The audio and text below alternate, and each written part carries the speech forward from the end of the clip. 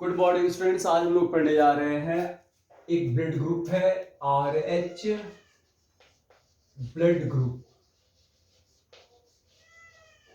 इसके बारे में पढ़ेंगे। ABO ग्रुप के बारे में हम लोग डिस्कस कर चुके हैं, रिकॉर्डेड वीडियोस को आप जरूर देखिए।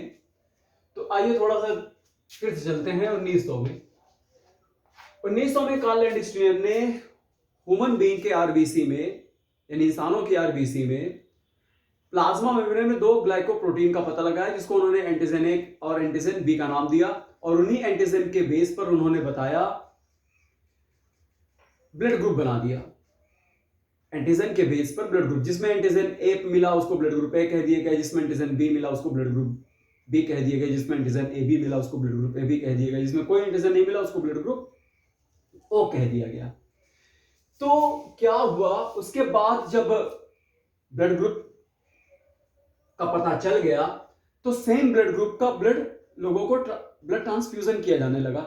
तो काफी हद तक तो सफल हुआ, ये सक्सेस हुआ। लेकिन कभी कभी क्या हुआ, फिर से वही क्लम्पिंग की प्रोसेस आ गई। यानी ब्लड ग्रुप सेम होते हुए भी, ब्लड ग्रुप जैसे मान लीजिए किसी का ब्लड ग्रुप बी है और सामने वाला का डोनर का ब्लड ग्रुप बी है और रिसीवर का भी ब्लड ग्रुप बी है, फिर भी आरबीसी के क्लम्पिंग आई, उसमें फिर से आरबीसी स्टिकी होकर के क्लम्पिंग शुरू कर दी। तो कार्ल लैंडस्टीनर परेशान थे कि आखिर ऐसा क्या है कि ब्लड में ऐसा कुछ और पाया जाता है जो कि सेम ब्लड ग्रुप होते हुए भी ब्लड की आरबीसी, डोनर की आरबीसी रिसीवर के अंदर जाकर के क्लम्पिंग कर रही है, अग्लूटिनेशन कर रही है, आपस में चिपक रही है। तो इसी की खोज करते करते 1940 में कार्ल लैंडस्टीनर और इनका एक स्टूडेंट थे वीनर, इन दोनों ने एक रीसस, एक मंकी था, एक प्रजाति है बंदरों की, इसको रीसस कहते हैं। तो रीसस मंकी के आरबीसी में उन्होंने देखा कि जो रीसस मंकी की आरबीसी है उसकी आरबीसी में एक तरह की और स्पेशल प्रोटीन पाई गई। एक स्पेशल प्रोटीन पाई गई। इस स्पेशल प्रोटीन कहां मिला सबसे पहले? रीसस मंकी में। तो इसीलिए इसे RH, इसका नाम क्या रखा गया? RH एंटीजन रखा गया, या इसे RH फैक्टर भी कहते हैं। तो इन्होंने खोज किया RH एंटीजन या RH फैक्टर की खोज किया। कहां? रीसस मंकी में। फिर इन्होंने क्या किया कि इस रीसस मंकी के ब्लड को निकाला और एक रैबिट के अंदर इंजेक्ट कर दिया, रैबिट के अंदर डाल दिया। अब जो वह रैबिट के अंदर गया, यानी मंकी का ब्लड, मंकी की आरबीसी जब रैबिट के ब्लड में गई, तो मंकी का ब्लड रैबिट के ब्लड में तो फॉरेन भैया एंटीजन भी गया, RH एंटीजन भी उसके साथ जाएगा, तो फॉरेन प्रोटीन हुई। अब जब फॉरेन प्रोटीन है तो भाई उसकी एंटीबॉडी तो बनेंगे ही बनेंगी। तो कुछ दिनों के बाद रैबिट में एक तरह से देखा जाए तो इस RH एंटीजन की वजह से उसमें RH एंटीबॉडी बन गई। क्या बन गई? RH एंटीबॉडी बन गई। किसके अंदर एंटीबॉडीज बनी? किसके अंदर? रैबिट के अंदर। फिर उन्होंने रैबिट का ब्लड निकाला, उसका सीरम बनाया। अब देखते हैं सीरम क्या होता है। सीरम प्लाज्मा का ही पार्ट होता है। जैसे आप सीरम का मतलब होता है कि जब ब्लड को एक टेस्ट ट्यूब में आप रख दीजिए तो कुछ देर के बाद ब्लड क्लॉट कर जाएगा, ब्लड अपने से जम जाएगा। तो जो प्लाज्मा की जो क्लॉटिंग प्रोटीन्स होती हैं वो क्लॉट बना लेती हैं। तो क्लॉटिंग प्रोटीन को छोड़ करके प्लाज्मा का जो भी पार्ट होता है उसे सीरम कहा जाता है। सीरम येलो कलर का लिक्विड होता है। तो अब सीरम में क्या रहता है ना, सीरम में यही RH एंटीबॉडी मौजूद रहती है, जो भी एंटीबॉडी रहती है सीरम में मौजूद रहती है। तो उन्होंने उस RH एंटीबॉडी को बहुत सारे रीसस मंकी के ब्लड कि आरबीसी में इस आरएच, भाई रिसस मंकी है तो उसके ब्लड की आरबीसी में आरएच एंटीजन मिलेगा। तो जब इन्होंने आरएच एंटीबॉडी को मिलाया तो ये क्या हो गया, ये आरबीसी आपस में क्लम्पिंग कर गई। फिर उन्होंने इसके बाद न्यूयॉर्क में ही ह्यूमन बीइंग पर इन्होंने रिसर्च किया। तो बहुत सारे ह्यूमन बीइंग का ब्लड लिया और माने इंसानों का ब्लड लिया और इंसानों की आरबीसी अगर ब्लड है तो उसमें आरबीसी होगा। तो आरबीसी में उन्होंने क्या किया, यही सीरम, जो सीरम उन्होंने निकाला था उस सीरम को इसके साथ मिलाया। तो सीरम को जब मिलाएंगे तो आरएच एंटीबॉडी इसके अंदर जाएगी। तो ये सारी सब क्या हो गई, सब के सब जितनी भी आरबीसी, सारी आरबीसी थी आपस में क्लम्प कर गई। तो उन्होंने पता लगा लिया क्योंकि इस आरएच सीरम को मिलाने से आरएच एंटीबॉडी गई। तो भाई जब क्लम्पिंग कर रही है तो कुछ लोगों 85% लोगों का ब्लड क्लम्पिंग कर गया, 85% लोगों का ब्लड क्लम्पिंग कर गया। तो उन्होंने कहा कि ह्यूमन बीइंग के आरबीसी में भी ऐसा कुछ आरएच एंटीजन पाया जा रहा है, तभी एंटीबॉडी उसके साथ रिएक्ट कर रही है और उसका आरबीसी क्लम्प्स कर रही है। तो लेकिन 15% यूरोपियन में यानी वेस्टर्न कंट्री न्यूयॉर्क में 15% लोगों में ये क्लम्पिंग नहीं बना। उनकी आरबीसी वैसे के वैसे ही थी, ऐसे आरबीसी उनकी जो थी वो ऐसे ही थी। इस तरह से कोई क्लम्पिंग वहां पर, जैसे मान लिया कि ये है तो कोई क्लम्पिंग वहां पर नहीं बनी। तो उन्होंने रिजल्ट निकाला कि 85% लोगों में एक तरह की स्पेशल प्रोटीन जो रिसस मंकी में मिली थी वही उसी तरह प्रोटीन ह्यूमन बीइंग में भी पाई जाती है, जिसे उन्होंने आरएच एंटीजन का नाम दिया। और जिनमें यह पाया गया, जैसे 85% लोगों में आरएच एंटीजन मिला, तो जिनमें मिला उसे आरएच पॉजिटिव कहा गया। उसे आरएच क्या कहा गया, आरएच पॉजिटिव कह दिया गया। और जिनमें जैसे 85% आरएच पॉजिटिव थे, इसे शॉर्टकट में आरएच पॉजिटिव भी ऐसे लिख दिया जाता है। और जिसमें नहीं मिला उसको आरएच नेगेटिव कह दिया गया। इसको क्या कहा गया, आरएच नेगेटिव। इसको हम लोग आरएच और यहां पर ऐसे नेगेटिव बना करके लिखेंगे। आइए इंडिया की बात करते हैं। तो इंडियंस 97% लोगों में ये आरएच एंटीजन पाई गई। ये आरएच एंटीजन कितने लोगों को पाई, 97%। 3% लोग इंडिया में ऐसे हैं जो कि आरएच एंटीजन नहीं मिलता, यानी 97% लोग ऐसे होते हैं जो आरएच पॉजिटिव होते हैं और 3% लोग इंडिया में ऐसे हैं जो आरएच नेगेटिव होते हैं।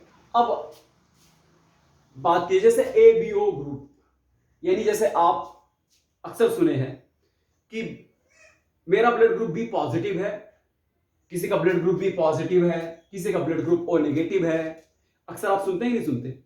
तो एबीओ ग्रुप के साथ जब आरएच ब्लड ग्रुप को भी इंक्लूड कर दिया गया, यानी जब ब्लड टेस्ट किया जाता है तो ब्लड ग्रुप के साथ में ये आरएच एंटीजन को भी चेक किया जाता है कि आरएच एंटीजन है कि नहीं है। तो इसीलिए आप कभी भी किसी का भी ब्लड अगर आप पूछेंगे तो हमेशा यही कहेंगे कि हमारा बी पॉजिटिव है, बी नेगेटिव है, ए बी पॉजिटिव है या ए बी नेगेटिव है। तो पॉजिटिव और नेगेटिव कहने का मतलब कि आरएच एंटीजन उसके अंदर मिल रहा है, जिसके अंदर आरएच एंटीजन नहीं पाया जाता वो नेगेटिव होते हैं। तो यूरोपियन कंट्री में 85% लोग आरएच पॉजिटिव होते हैं और इंडिया में 97% लोग आरएच पॉजिटिव हैं। तो अब आइए, तो ये तो क्लियर हो गया ये आरएच पॉजिटिव क्या है, आरएच एंटीजन क्या है। अब एक चीज और जान लीजिए कि अगर ह्यूमन के ब्लड में आरएच एंटीजन मिल रही है, ब्लड का मतलब क्या, आरबीसी के प्लाज्मा मेम्ब्रेन में अगर आरएच एंटीजन मिल रहा है तो उनके अंदर नेचुरली कोई एंटीबॉडी नहीं पाई जाती, केवल एंटीजन ही मिलता है। अब जैसे मान लीजिए मेरा ब्लड ग्रुप बी पॉजिटिव है, तो अगर मेरा ब्लड ग्रुप बी पॉजिटिव है तो मेरे ब्लड ग्रुप में आरएच एंटीजन मिल रहा है, लेकिन इस आरएच एंटीजन की कोई एंटीबॉडी हमारे ब्लड में नेचुरली नहीं पाई जा रही है। अब ये एंटीबॉडी बनेगी कब, जब आरएच पॉजिटिव का ब्लड नेगेटिव को चढ़ा दिया जाएगा तो वहां पर आरएच एंटीबॉडी बनेगी। तो अब थोड़ा सा अब आपको हम समझाने जानेंगे कभी क्या होता है, आरएच पॉजिटिव का ब्लड आरएच नेगेटिव को चढ़ा दिया गया तब क्या होगा। इसको इरेज कर ले, उसके बाद आप बताते हैं। हाँ स्टूडेंट्स, अब हम देखते हैं कि यहाँ हमारे पास कोई एक डोनर है, डोनर, और ये एक रिसीवर है या रिसिपिएंट्स भी इसको कहा जाता है। तो जो डोनर है इनका दोनों का ब्लड ग्रुप सेम है, बी बी मान लीजिए सेम है, लेकिन ये जो है ये RH पॉजिटिव है। हम ब्लड ग्रुप की बात नहीं कर रहे हैं, ब्लड ग्रुप तो दोनों का सेम है, लेकिन ये जो है ये RH नेगेटिव है। अब इनका ब्लड, मान लीजिए इसको एनीमिया हुई है, इस रिसीवर को एनीमिया है या रिसिपिएंट को एनीमिया है, इसको ब्लड की जरूरत है। तो एक ब्लड ग्रुप दोनों का सेम है, जो भी ब्लड ग्रुप है दोनों का सेम है। अब यहां पर एक RH पॉजिटिव का ब्लड इसको चढ़ा दिया गया। अब ये RH पॉजिटिव का ब्लड जब RH नेगेटिव के अंदर गया तो इसके ब्लड वेसल्स में क्या होगा, जैसे ब्लड इसके अंदर आएगा तो इसके ब्लड वेसल्स में RBC आएंगी, यहां पर RBC आएंगी, किसकी, डोनर की RBC यहां पर आएंगी। तो फर्स्ट टाइम जब पहली बार RH पॉजिटिव का ब्लड RH नेगेटिव को चढ़ाया गया तो इसके अंदर देखिए, जब ये RH पॉजिटिव, RH एंटीजन यहां पर गई, RH जैसे ही एंटीजन यहां पर जाएंगी तो ये तो भाई फॉरेन प्रोटीन का काम करेगी, और इसके ब्लड में यानी डोनर की RH एंटीजन की वजह से इसके अंदर एंटीबॉडी बनेगी, उसको बोलते हैं RH एंटीबॉडी। RH एंटीबॉडी बन जाएंगी, RH एंटीबॉडीज बनेंगी। RH एंटीबॉडीज कह दी है, या तो एंटी RH एंटीबॉडी आप भी कह सकते हैं। चलिए समझने के लिए RH एंटीबॉडीज इसके अंदर बनेगी, लेकिन ये तुरंत नहीं बन जाएंगी भाई। कोई भी एंटीबॉडीज बनने में टाइम लगता है, 7 दिन 8 दिन 10 दिन तो टाइम लगता है। तो इसकी RBC पहली फर्स्ट टाइम अगर पॉजिटिव का ब्लड इसको चढ़ाया गया है तो ये RBC अपना काम करती रहेंगी, क्योंकि इनको डिस्ट्रक्ट होने में टाइम लगेगा भाई। जब RH एंटीबॉडी बनेगी तब ये डिस्ट्रक्ट होंगी, इसके पहले तो ये डिस्ट्रक्ट होंगी नहीं, ये काम करेंगी।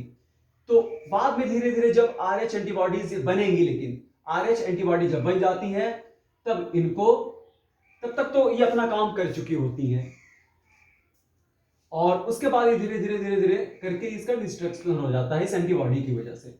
लेकिन अब इसके ब्लड में RH एंटीबॉडी है। अब मान लिया कि अब इसके ब्लड में RH एंटीबॉडी पहले से बन चुकी है। अब मान लिया जैसे हम यहाँ ये रिसीवर इसके ब्लड में ऐसे मान लिया कि RBC ऐसे ये है एंटीबॉडी, ये क्या है, ये सब RH एंटीबॉडी है। अब इसके ब्लड में ऐसे बहुत सारी बन करके वेट कर रही है, इंतजार कर रही है, ये एंटीबॉडी है, बन चुकी है और ये सब वेट कर रही है थोड़ी देर के लिए। मान लीजिए कि एंटीबॉडी है, RH एंटीबॉडी। अब कभी इसके देखिए एंटीबॉडी जो होती है वो कुछ महीनों से कभी कभी सालों तक रहती हैं ब्लड के प्लाज्मा में, कभी कभी तो पूरे होल लाइफ एंटीबॉडी बनी रहती है। तो अब जैसे मान लिया कि ये व्हाइट कलर से हमने बनाया, ये RH एंटीबॉडी है, ठीक। अब कभी इसी मान लिया रिसीवर को एनीमिया हो गई है, इसको ब्लड की बहुत जरूरत है, इसको RBC की बहुत जरूरत है। तो फिर से अगर उसी पर्सन यानी पॉजिटिव, किसी पॉजिटिव का ब्लड अगर इसको सेकंड टाइम चढ़ाया जाएगा, सेकंड टाइम, ये तो फर्स्ट टाइम था, सेकंड टाइम जैसे इसको चढ़ाएंगे यानी इसका ब्लड जैसे इसके अंदर आएगा, इसकी RBC जब इसके अंदर आएंगी तो ये एंटीबॉडी तो पहले से बनी थी और ये याद करके रखी थी कि हम इसी एंटीजन के लिए बने हैं। तो ये RH एंटीजन जैसे इसके अंदर जाएगा तो ये सब क्या करेंगे, ये सब ये आपस में सबको चिपकाना शुरू कर देगा, ये स्टिकी कर देगा, और इस तरह से RBC, बहुत सारी RBC सब इसके तरफ, एंटीबॉडी की तरफ ऐसे चिपकना शुरू कर देंगी, स्टिकी होकर के ऐसे चिपकने लग जाएंगी इस एंटीबॉडी की वजह से। अब देखिए, अब जब ये चिपकना शुरू करेंगे तो यहाँ पर RBC का डिस्ट्रक्शन शुरू हो जाएगा, और RBC जो है ये खत्म होना शुरू हो जाएंगे। और दूसरी चीज है, ये क्लंपिंग कर ली, बड़ा बड़ा क्लंपिंग बना ली, जितना ज्यादा ब्लड इसको दिया जाएगा उतना ज्यादा क्लंपिंग बनाएंगी। इसकी ब्लड वेसल क्या होगी, ब्लॉक हो सकता है। अगर जब ब्लॉक हो जाएगा तो ये बड़ा फेटल होगा इसके लिए, रिसीवर के लिए, हो सकता है इसकी डेथ भी हो जाए, और RBC यहां काम नहीं कर पाएंगी। RBC जो इसको चढ़ाई जाएगी वो सारी RBC आपस में क्लम कर लेंगी, इकट्ठा हो जाएंगी। कौन, किसकी वजह से, इस एंटीबॉडी की वजह से, एंटीबॉडी की वजह से ऐसे क्लम्स कर जाएंगी और ये अपना फंक्शन भी नहीं करेंगी। और दूसरी चीज है कि ये अगर ब्लड कैपिलरीज में पहुंच गई या ब्लड आर्टरी में पहुंच गई, तो अगर ये ब्लॉक कर दी तो ब्लड सर्कुलेशन रुक जाएगा, तो ये इतना फेटल होगा कि ये रिसीवर की मृत्यु भी हो सकती है। अब इसके लिए खतरनाक ये हो चुका है, इसको जब भी कभी ब्लड की जरूरत पड़ेगी, अगर पॉजिटिव का नेगेटिव को चढ़ाया जाएगा तो इसको हमेशा इसके लिए खतरा बना रहेगा, इसकी डेथ भी हो सकती है। लेकिन फर्स्ट टाइम ये इंसान सर्वाइव कर जाएगा। क्यों सर्वाइव कर जाएगा? क्योंकि RH एंटीबॉडी इसके ब्लड में पहले से नहीं थी।